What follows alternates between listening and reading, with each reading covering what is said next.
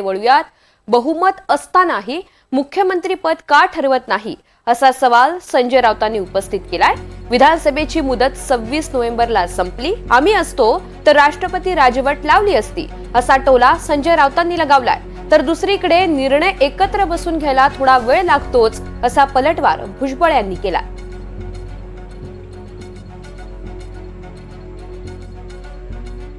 मुख्यमंत्री कोण हे अजून ठरत नाही. 3 पक्षांना पाशवी बहुमत असताना राज्याला सरकार नाही. विधानसभेची मुदत 26 तारखेला संपलेली आहे. 26 तारखेला मुदत संपलेली आहे. या ठिकाणी जर आम्ही असतो तर एव्हाना राष्ट्रपती राजवट लावून आम्हाला सत्तेपासून दूर ठेवलं असतं. पण नियम कायदे हे फक्त आमच्यासाठी, विरोधी पक्षासाठी.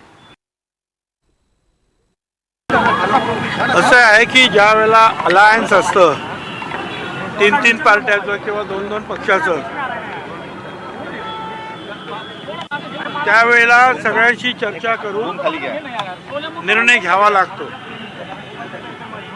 समजूत काढावी लागते आणि मग एकत्रितपणे जो आहे निर्णय घ्यावा लागतो. म्हणून वेळ लागतो.